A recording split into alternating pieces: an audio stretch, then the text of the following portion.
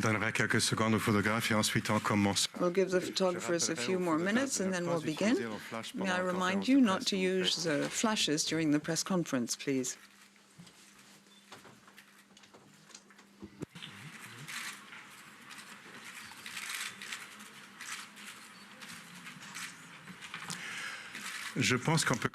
I think we can now begin. If the photographers could please take their seats.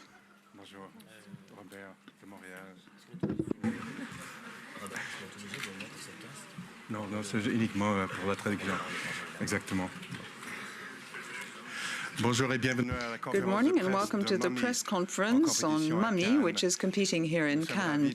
We're very pleased to welcome our guests. I'd like to introduce them, beginning with the opposite end of the table. Nancy Grant, producer of the film. Nancy produced the preceding film of Xavier, Dolan, Tom à la ferme. And she works on films made by young directors. Next to her, a revelation, who acts the part of Steve Després, Antoine Olivier-Pilon. He's already acted for Xavier in College Boy, and Laurence Anyways.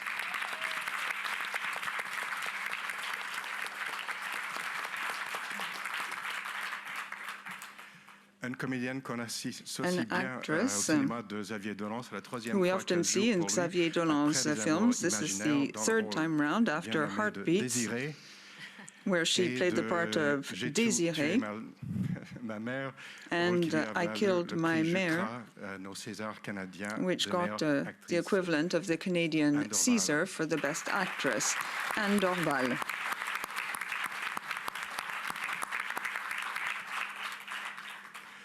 A prodigy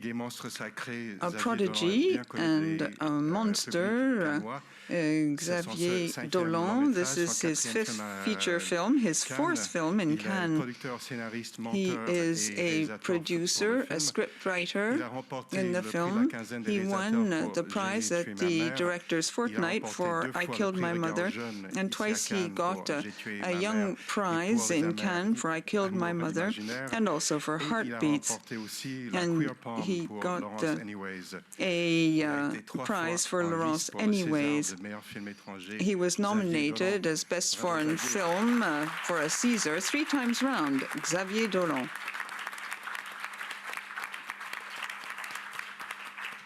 Suzanne Clément plays the part of Kyla, the spectator of the main characters, and who stutters. She's worked with Xavier in I Killed My Mother, Laurence Anyways, and got a prize in 2012 at Un Certain Regard. Suzanne Clément.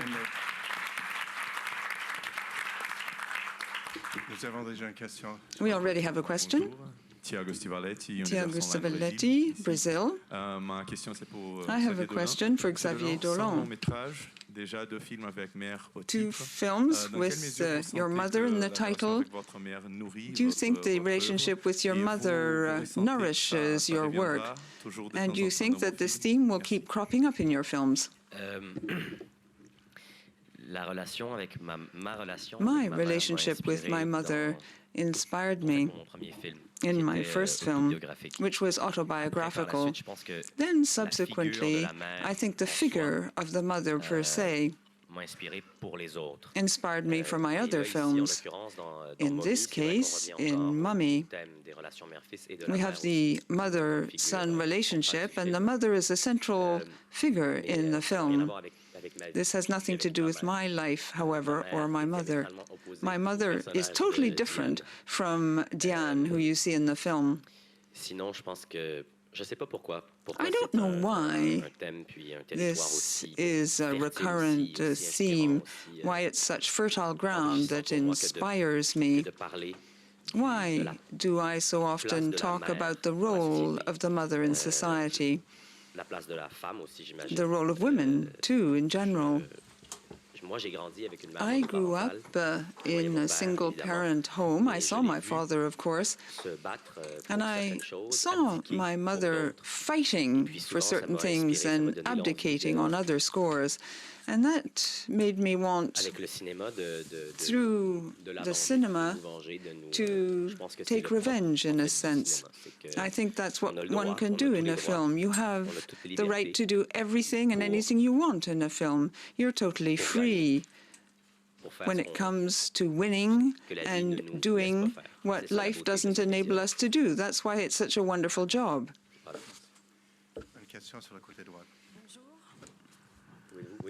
Huda Ibrahim, Radio France Internationale. I'd like to know whether you're happy because you're finally in the official selection here in Cannes. We were flabbergasted by this film. It's a wonderful film. It's the most modern, young film, and it really speaks to young people around the world. Two questions. First, where do you find the strength to work so intensely, to work so hard? Where does this boundless energy come from? Second question, the father is present, although he's sort of absent in the film. What part was played by your own father in your own life? You talk a lot about the mother figure, but little about the father figure. I'll start at the beginning. Yes, I'm very pleased indeed to be in the official selection.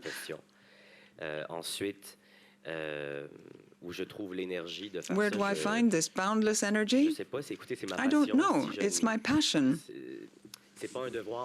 It's not a duty for me. It's not like work. I don't feel I need to make a film every year or every 6 months. I don't think it's an absolute requirement. It's just my mode of expression.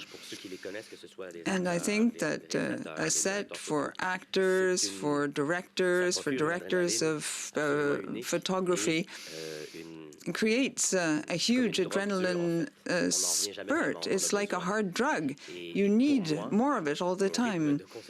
And I need a lot. I need to express myself.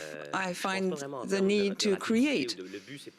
The aim is not to make a statement. I don't want to work at a frenetic pace. That's not what really counts. What I try to do is to tell a tale I really want to describe. And I do my utmost. I draw on my friends, people I love and admire, like the people who you have with me today. We create freely, and that's what I want to do. I never know how much lifetime we have on Earth. I know I'm young, but I don't know how much time we'll have to create on that basis with such parameters. And I keep saying to myself, well, I'd like to do this right here and now. As to your last question, I have a very friendly relationship with my father. I feel very close to him today, but that was not always the case. When I was young, I saw him less. My mother had full custody of me, and I only saw him every other weekend.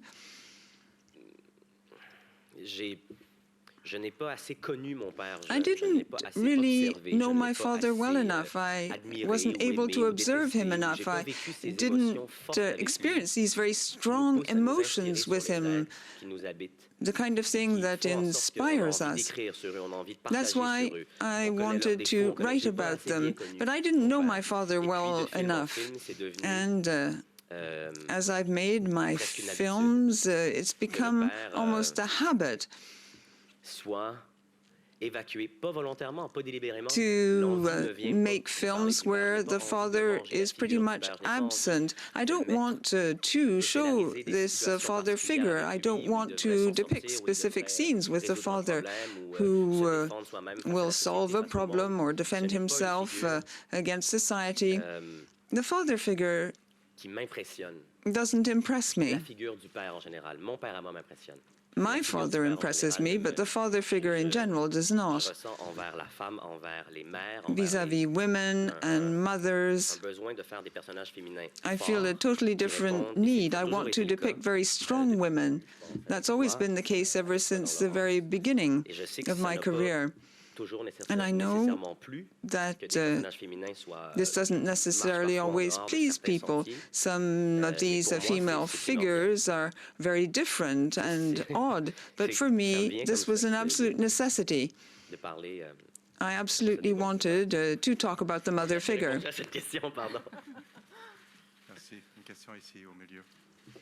Hi, my name is Reka Salka. I'm from Hungary, Magyar Lunch, and I have two questions as well. The first is is it okay in English? Sure. Yes, okay. Well, it's for you. Oh, for me, yeah, sure. The one is about the music, the use of music, because I think it's very important, and maybe each moment has its music. How do you choose the music? Sometimes even for me, it's like the music, the songs you put least the scene. Is it like this, or you want to have some message, or it's just like what fits it best? And the second question is about the age. You never had a fear like these people, older people, will understand what you want to say, and when you, for example, went to your first movie, how I will do this, how I will direct, who did you learn from, how did you manage it all? And even these days, you are I think 10 years younger even than me. So how do you manage this? About the music question, music seems like music to me is the soul of a movie, and it's inevitable that there will be music in my movies. Now you can ask yourself, what is the necessity and nature of the music, of the use of music in one film or another? And for me, in Mommy, it was more about music playing in the film than music playing on the film. All of the songs that we can hear are actually from a mixtape that the father burned actually for Di and Steve before he passed. So the use of music in Mommy is featured on radios, in cars, in bars. That was the way for me to incorporate music in the film without putting me up front and saying those are my musical tastes, and I wanted it to be incorporated to the lives of the characters. So it's not about what fits best. Some of it don't fit best in the movie, and some choices may feel wrong to some, but to me it felt like we were spanning a range from the 80s to the 90s, actually the 90s to the early 2000s. So that is for music, and I've forgotten your other question. Age. Oh, yeah. Well, and what was the question about age exactly? Sorry, I'm so sorry. I'm sorry. I mean, if you didn't have the fear, for example, when making your first movie, how did it come to the directing and all these things? I'm pretty sure if you discussed it with older people, like 50 years old, they appreciate and understand. Well, I'm thinking that ideally I would not try to build limits for myself based upon my age, because then when should I start exactly telling stories and sharing what's in me, and the stories I want to share and tell? I mean, I don't believe there's a proper age there might be a proper age to know how to tell stories, but there is no proper age to start telling them. So I'm just, not thinking of myself as someone young. I feel neither young nor old. I just feel like I'm trying to do the right thing in order to tell a story that haunts me somehow. I don't know if that answers your question. And the directing skills?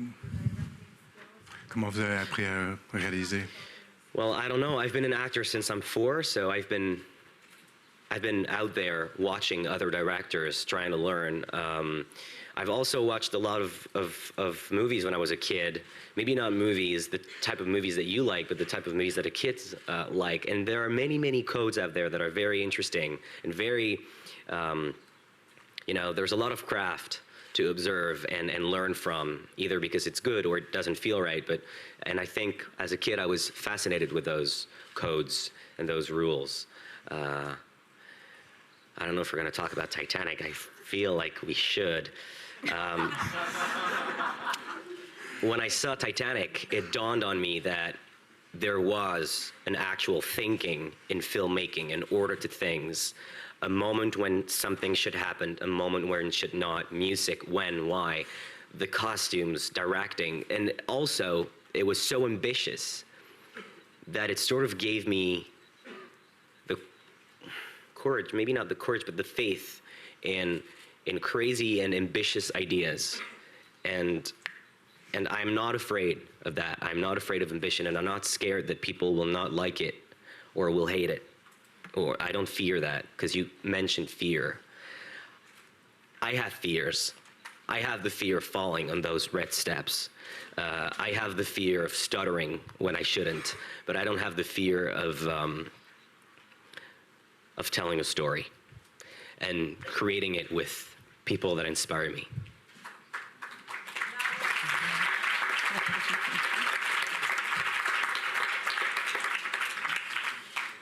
Bonjour. Oui. Bonjour, Olivier du maxcinema.fr. Maxima.fr. Congratulations on your film, which is quite magnificent. I have a question about Di. It's a question to you and to Anne, therefore. I didn't recognize her compared with your other film. And I had the impression there was a mixture of Marisa and Jennifer Lopez. Attendez, je m'explique. La mode qui avait, les jeans I'm referring to fashion. For example, flared trousers, a fashion at the time which you don't see now. Was this a deliberate choice? How did you put together the character of Di, the two of you? Go ahead, you had the idea. Should we talk about the costumes? Yes, the costumes, why not? Well, go ahead. No, you chose them. You chose the costumes. I didn't decide anything. I just put on the clothes. I chose some of the ones that you had pre-selected. Anne, where are you? Anne is a very creative person. She has great taste in life. We talked a lot about fashion with her. I think my last films took place in the 90s. You have this modern world. We're talking about a hipster district in the 1990s or around the year 2000. But now, with Mummy,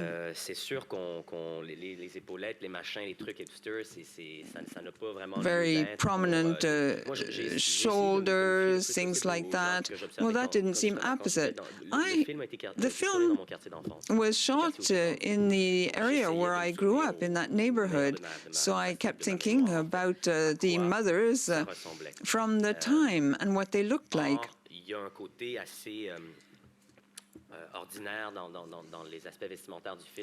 The clothing in the film is fairly ordinary.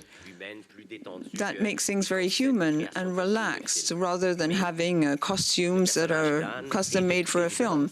But Anne, the character in the film, clearly loves to draw attention. She wants to look really sexy. It's not always very tasteful, but she really likes it when you have she has rebel chic on her T-shirt. That's her. She likes these details. It makes her feel young. It makes her feel with it. And when I look at Diane's costumes, I think they're pretty sexy. I think they're kind of neat. I don't have the impression that we've made fun of the character.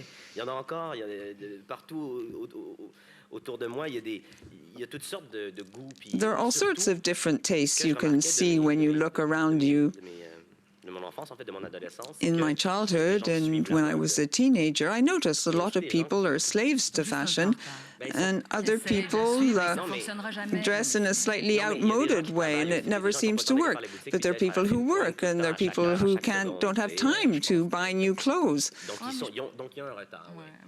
So they're behind on the fashion.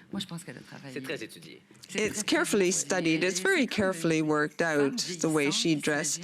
She's a slightly older woman who thinks she's still 18 or 19 years old. She thinks she's still a teenager. She's very, very sexy indeed.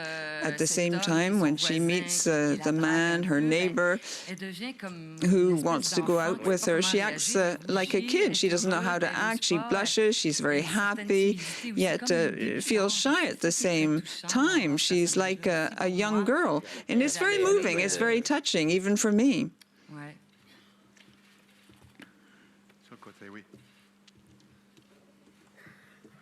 Good morning, Peter Hall from the Toronto Star. Congratulations to you all. Thank you. Xavier, I know that you say in your notes that don't ask about this question, but I'm hoping you won't mind if I ask anyway. Don't ask about what? You said in your production notes that I Killed My Mother was sort of like you getting even with your mother in some way, and that Mommy is her getting even with you. And you said don't ask, but I'm asking anyway. Can you explain what you mean by that? Oh, I said don't ask. No, because I didn't want you to ask. But when we say, don't ask, because I wouldn't know why myself.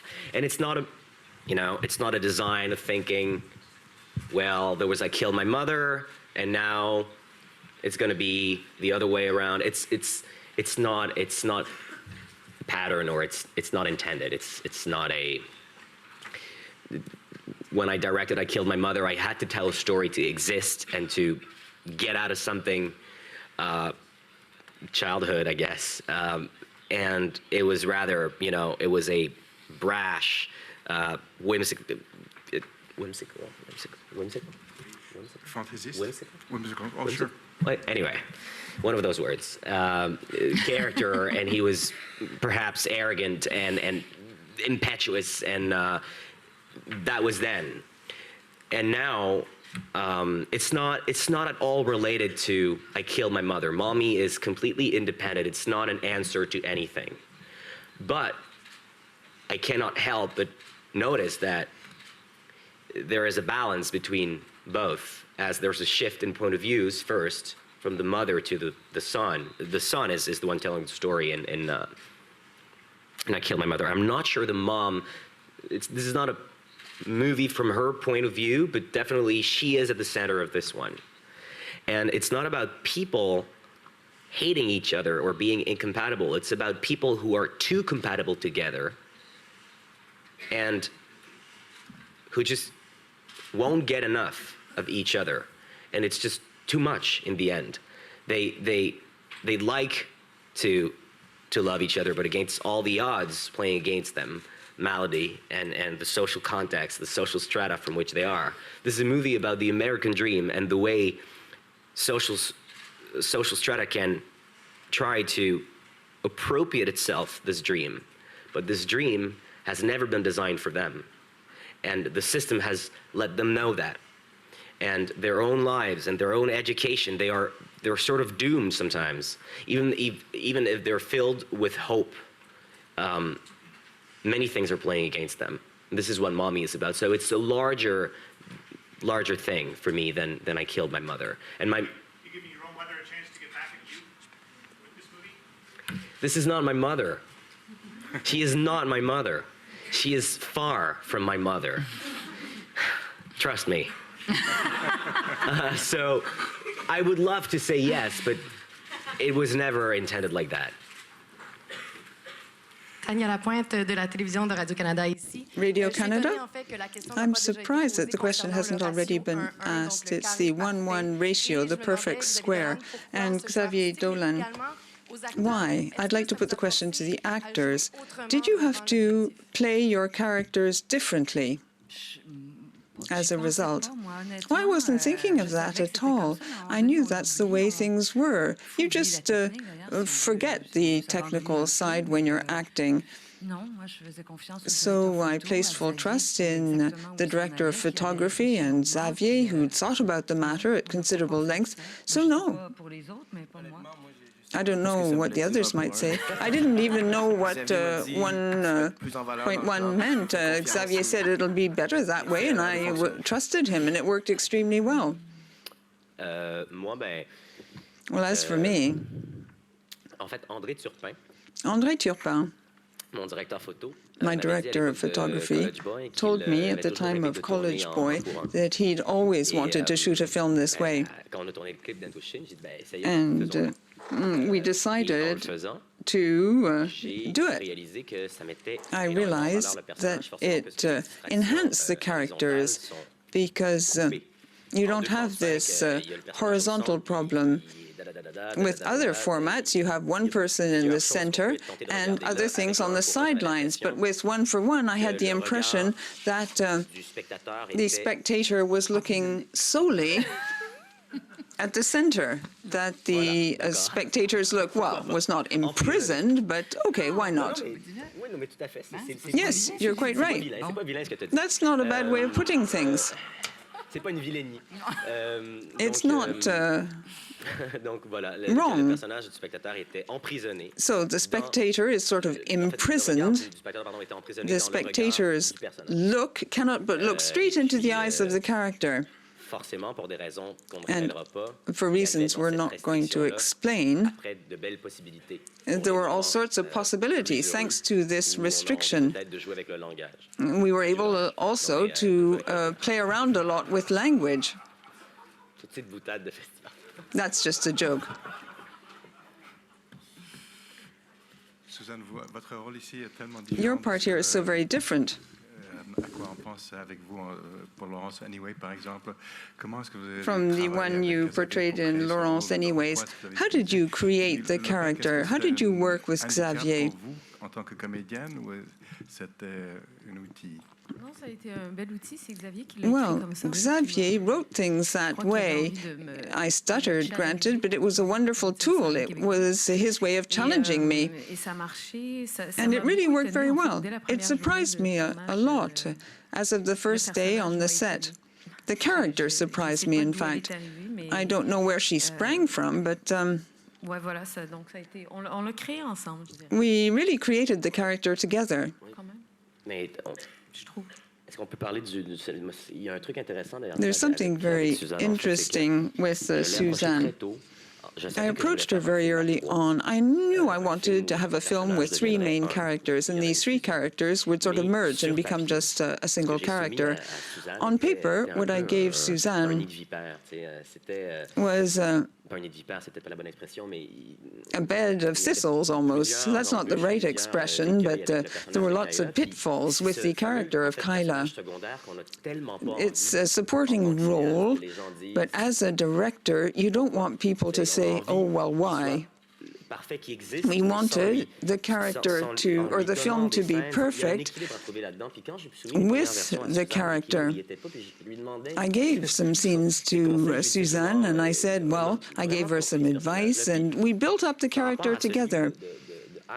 In terms of Anne and Antoine, the dialogues were very, very precise, and I believe gave a specific idea of who she was going to become. That was the case of the other characters. With Kyla, there isn't really any dialogue because she stutters all the time.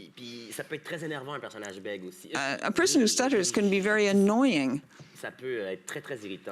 It can be very irritating. I'm very pleased with Suzanne's character. We really wrote the character together. We were able to avoid the pitfalls of a supporting role. One becomes deeply attached to the character. I'm very, very pleased. Bonjour. Catherine Beauchamp, Catherine Beauchamp, Montreal. I'm very proud to see you here today. Xavier, you could have shot the film with an international cast, but you chose Canadian actors. Why did you select actors from Quebec? Why did you make this film in Quebec with that label?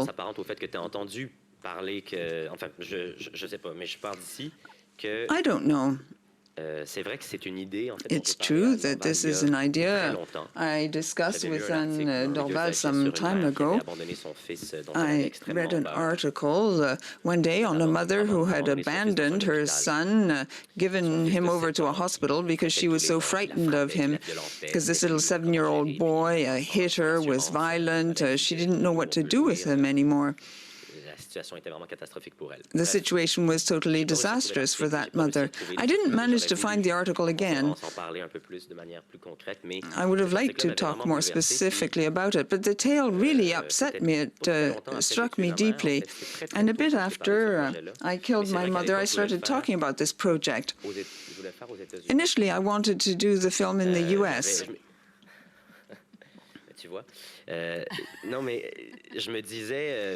I said, well, I was thinking about doing it later on in my career, but I knew I wanted to make that film sometime later. I thought I'd do it in the US with American actors. And in the end, over the last 5 years, I've delved deeply into my own personal story, my own personal background, and I built up a wonderful relationship with actors, with creators, with people with whom I feel very much at home. And I found it was wonderful to be able to shoot a film in my own language, in my own neighborhood, in a place I'm familiar with.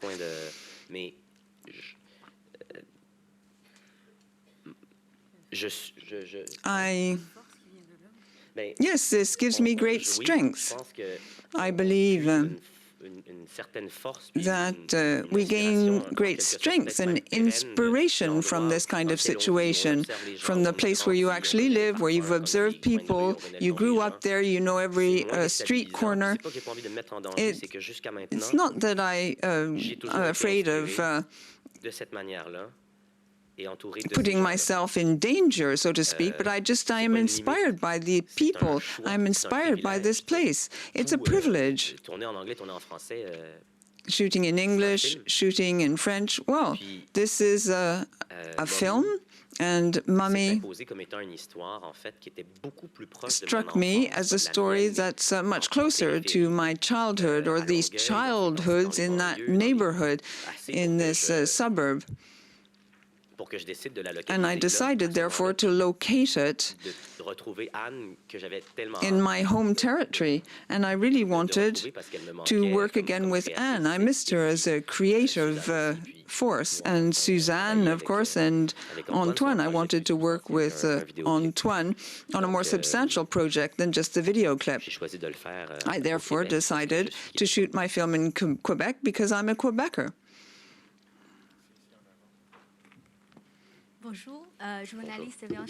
I'm a journalist from China. I'll try and ask my question in French. Congratulations on everyone. It's a wonderful film. I have a question to Mr. Dolan. You're a director, you're editor, you're an actor. How do you manage to play so many different parts? How can you hold down all these parts at the same time? It's a huge amount of work. Yes, it is a lot of work, but at the same time, I love all these lines of activity. I like making the costumes in the film. I love choosing the costumes. I'd like to be able to make them from beginning to end. It's a great pleasure to create a costume. Costumes are often neglected in the cinema. People don't realize that the costume is the first visual contact a spectator has with a character. It's a very sophisticated form of language for the character, after dialogue, of course. And then, as to the other parts I play, I don't know how to answer your question. Everyone asks me if I'm a cultural freak, or I don't know, I'm just passionately interested in all these activities. I just love doing what I enjoy, and I feel able to do all these things. I try to stop at the point I cease to understand. It's fun to work on the set, to work with the director of photography, all these people who impress me. They question some of my choices even. Sometimes they say, well, this doesn't look quite right, or, oh no, this is a déjà vu, we've already seen that kind of thing. So we create the film all together. It's not that I don't want to delegate. It's just that I have all this in me, in my mind, in my head. When I write a film, I already have the soundtrack and I already have the trailer in my mind.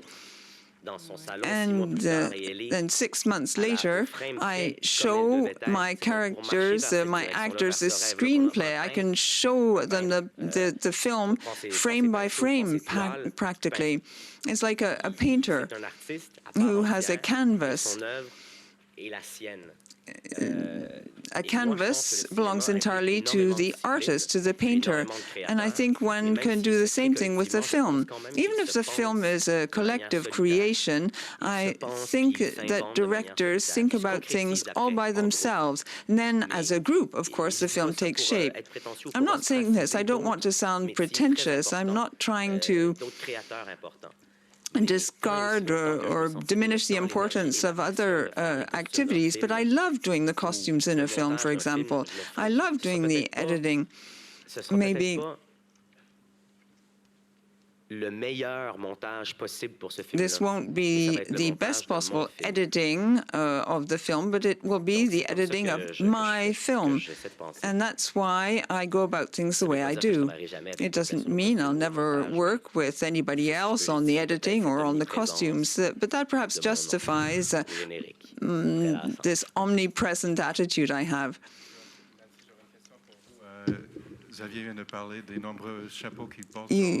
Xavier wears many different hats. You are a producer. It's a huge amount of work putting together the financing for a film. Well, maybe Xavier should answer your question. What is my contribution to the film? I would venture to say that I contribute my vision, my very humanistic approach. I'm very close to people. I'm very close to the people with whom I work, that is, the technicians, the actors, and Xavier as well, who has become a very dear friend, someone whom I'm extremely fond of and who I enjoy working with, whatever hat he may wear. For me, he's like a sort of a guardian angel.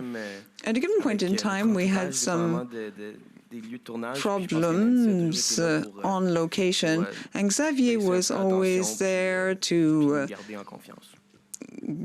dispel tension. In addition to what Antoine has said, we all have very close relationships. We feel very close to each other. And Nancy is a producer who does many, many things. I think she also, in a sense, is a cultural freak. A statement of love? I don't know. But she supervises lots of things. She ensures that everyone can work smoothly together. Your presence, in fact, is very soothing for everybody. You're so intelligent, you love the cinema, you fully master the financing of films, you love making films.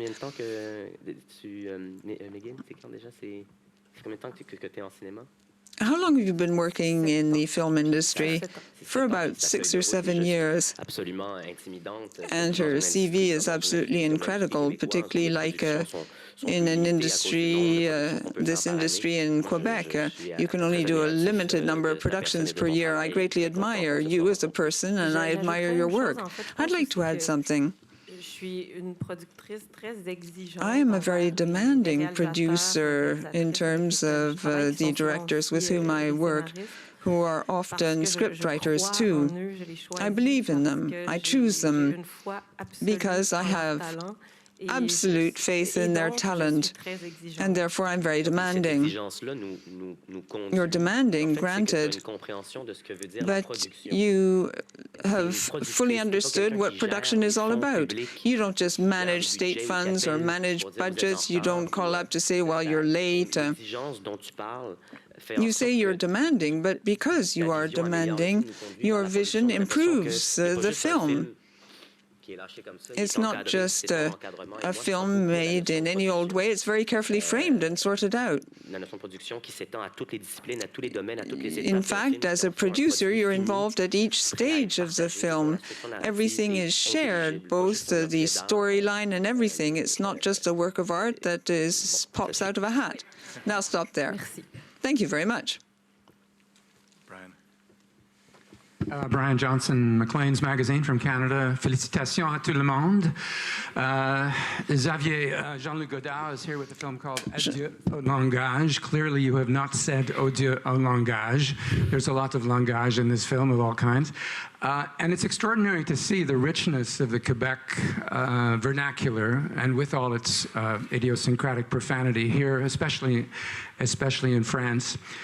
This is kind of the Olympics of world cinema. If you win the Palme d'Or, do you see that as a national victory of any kind? If so, is it a Quebec victory? Is it a Canadian victory?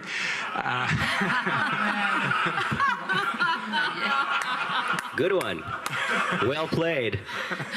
Do you want to answer that first? I've got a quick follow-up. Oh, if you have another question, well, I'll answer both with great delight. I'm curious to see, sort of going with that in an international film here. It's almost as sort of daring as going with the aspect ratio you've got. How does it feel when you see that bouncing back from France? How is that vernacular sort of viewed in France now? And will you be making an English language film anytime soon?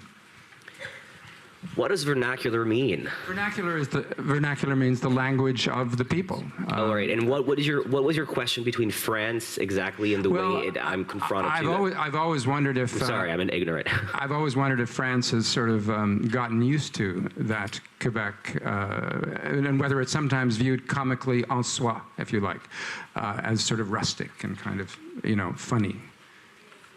All right. Go for it. First question.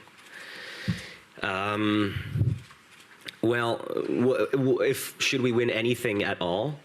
I mean, I'm from Quebec, and Quebec is in Canada, as a matter of fact. That is one thing we know for sure. Whatever my political views are or standpoints, I feel like my movie is very Québécois, but it would certainly be an international victory. It is not, it wouldn't, for me, it's not, wow. It's very personal.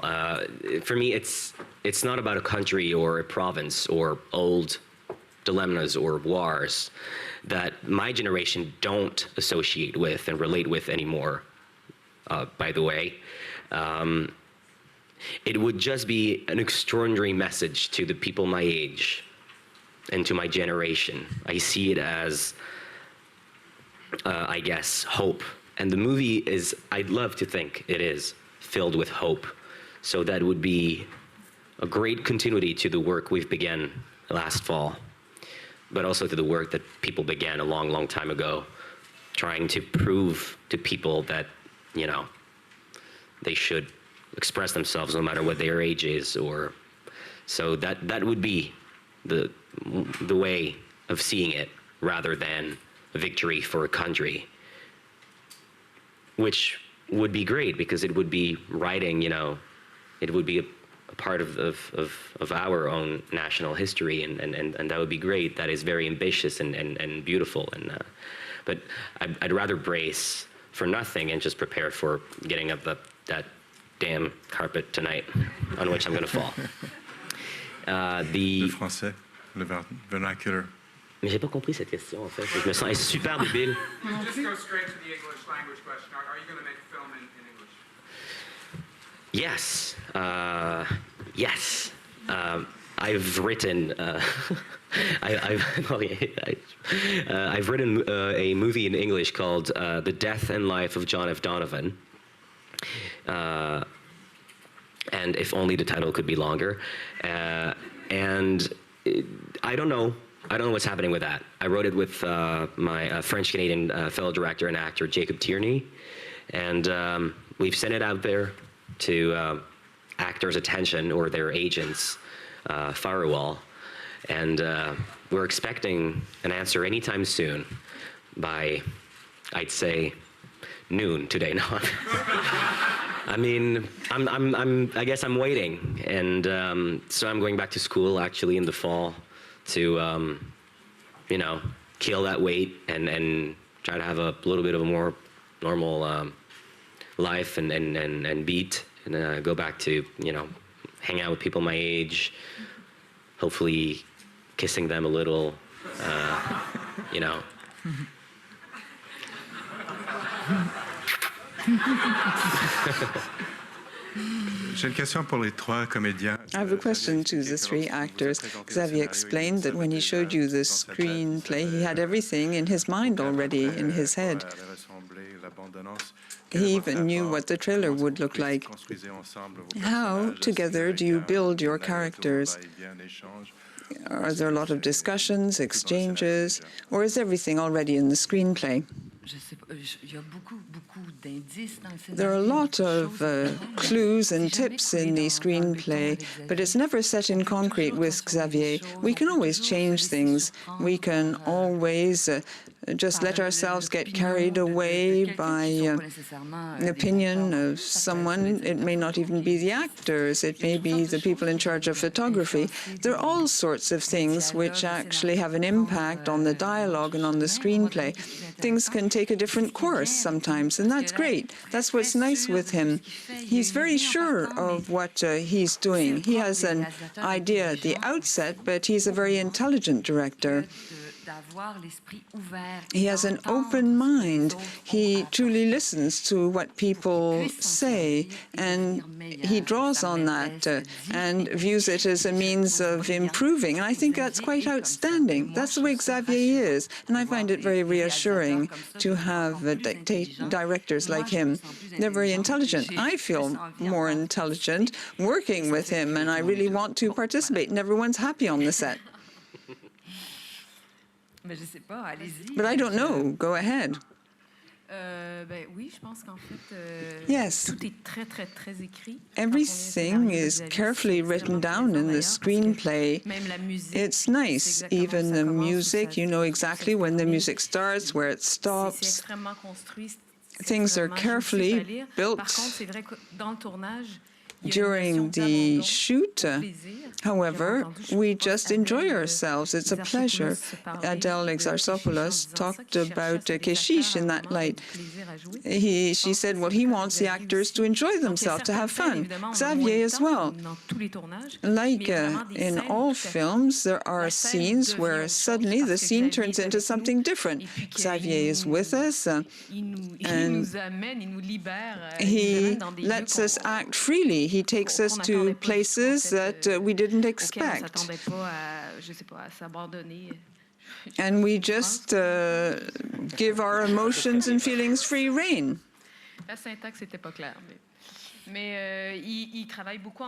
He works with us while we're shooting, and that creates very surprising moments.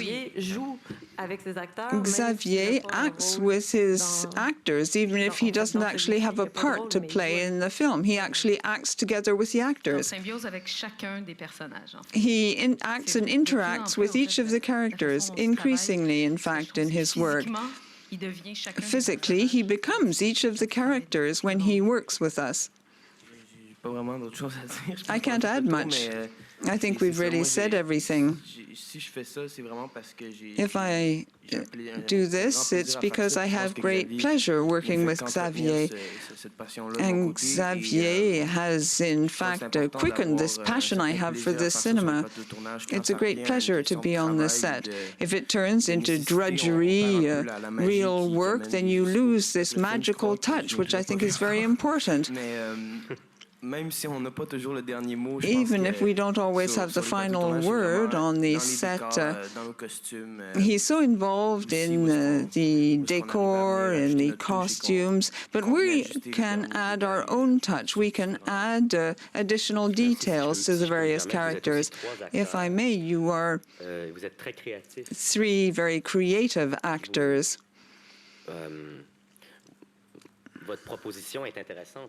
The proposals you make are really interesting. For example, during a given scene, you may propose doing something which is very much in character. I want you to be creative at the outset. I have great admiration for people who are creative, who care for detail, who understand the importance of little things, little moments, which are not actually written in the screenplay. You add your ideas. You look at a scene, you study it, and you think, oh, well, if I could do this here or that there. You are tremendously creative, and that makes the experience absolutely inspiring, for me at least.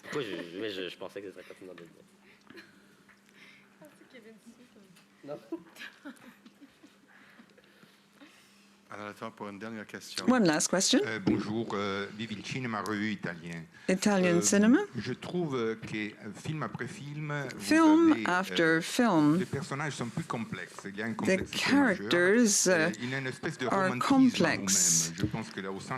I think that in your films there's a great deal of love, hope, and freedom, and I love all that. But I would like to ask you something about the film. At the end, you see Diane and Kyler, and Diane says, I made a painful choice. I decided to become separated from my son. I'm referring to the relationship between these women. Do you think the relationship could have ended in a different way? Second question, it's a bit silly to talk about references in the cinema, but you talked about the Titanic.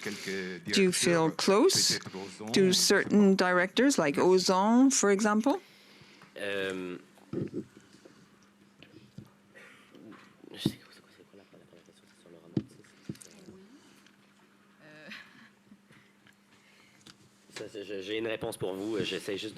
I have an answer for you. I'm just trying to organize things in my head, and I'm trying to figure out how to phrase things properly. What was the first part of your question? We've forgotten it. The first thing was the end of the film. Could the end have been different, in other words? No, it's a film all about friendship and about these lives that become intertwined temporarily. Friendships are built up and then disappear at the end. And Kyler represents one of those relationships because of the boy who's waiting for something. He needs someone to intervene in his life. At that time in Kyler's life, she needs the other two characters, and they need her. In her relationship with Di, Steve has to be a part. There have to be three characters. Once Steve leaves, Kyla has to leave too. That's what happens in life, because she's going to move house anyway. But in fact, she comes to say goodbye forever to that other woman. There's no sexual ambiguity between the two women. It's just two women of a similar age who experience this wonderful friendship. I think Kyler feels it's almost a period of mourning. She sort of runs away. c'est plus le cas, en fait, peut-être même que la séparation entre Perhaps the separation between Di and the son fait ressurgir, oui, le propre deuil de makes Kayla. Elle n'a her plus envie own de fuir cette relation. mourning and separation come back to her. She may even act in a slightly cowardly, self-centered way. C'est ça, qui est très humain. It's all very human. C'est juste que c'est triste, mais c'est fini. It's sad, but the friendship is over. L'amitié s'est envolée. The friendship has disappeared. It was born out of happiness. These people wanted to believe together that Steve could be cured, and then finally the illness, circumstances in life catch up with them, and they're all put back in their place. Each person returns to his or her own place, and it was a time of tremendous happiness, but now it's over. What about the references? Oui, j'ai je suis tellement heureux de le dire. Yes, I'm so happy to say this here. Mes références, my references in terms of the cinema are less numerous than people imagine, or are less numerous than people decide for me. I loved watching films when I was younger. Between the age of 15 and 18, in fact, I saw lots of films. I didn't have a childhood where my father took me to a movie house and enabled me to see films by Bergman. No, we went to see just one or other film, Mrs. Doubtfire, for example. I watched it and thought, well, in any event, yes, I do have heroes, fewer than one might think, and not the people think. The way I prepare a film is as follows. My main inspiration for Mummy was actually a book of photos. There are films which I absolutely admire.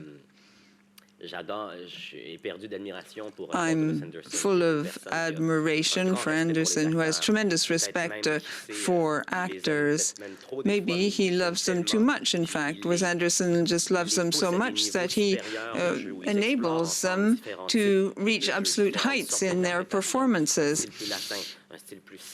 Sometimes there's a very Latin style, a theatrical style. He is so versatile. It's absolutely incredible that I'm lost in admiration.